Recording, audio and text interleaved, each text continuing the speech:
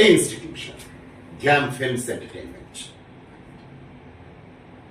সবার আগে এদের কাছে আমাদের কৃতজ্ঞতা যে এরা আমাদের সেই সুযোগটা করে দিচ্ছে।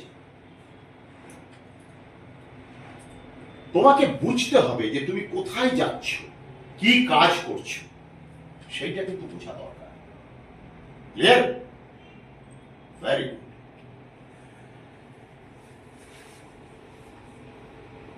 তুমি তুমি গান জানো, কবিতা আবৃত্তি করতে পারো,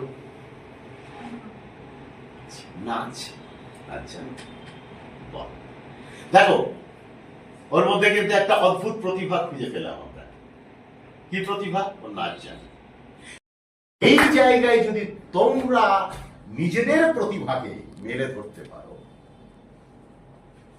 তাহলে সেটা একটা তোমাদের কিন্তু বড় পোর্টফোলিও হতে যাচ্ছে পরবর্তী বিগার কোনো কাজে।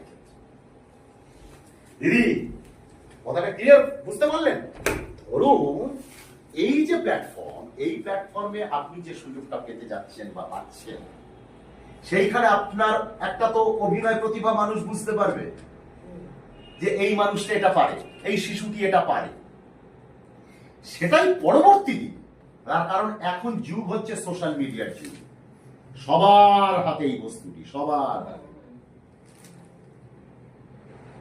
Everybody is having this one, আর সে সব সময় স্ক্রল করছে। অপর্ণা সেনও করছে, ওই রিক্সাওয়ালাটাও করছে, দুজনেই করছে। তো তোমার টার্গেট কি? তোমার টার্গেট হচ্ছে অপর্ণা সেন, কৌশিক গাঙ্গুলি কোনোদিন স্ক্রল করতে করতে আচ্ছা কারা বানিয়েছে? Glam films entertainment. আচ্ছা, এবার এক্সপ্রেশন তো ভালো, মেয়েটা ছোট বাচ্চা ছোট কাজ করছে না, ভালো তো। এইটাই তো যুগ হয়েছে এখন। এই সমস্ত ক্রিয়েশনের মাধ্যমেই তো ছেলেমেয়েরা কিন্তু চান্স পাচ্ছে, পাচ্ছে না যে তা নয়। প্রচুর কাজ হচ্ছে, প্রচুর ছেলেমেয়ে তৈরি হচ্ছে কিন্তু এখন এই সোশ্যাল মিডিয়ার এই প্ল্যাটফর্মের যুগে।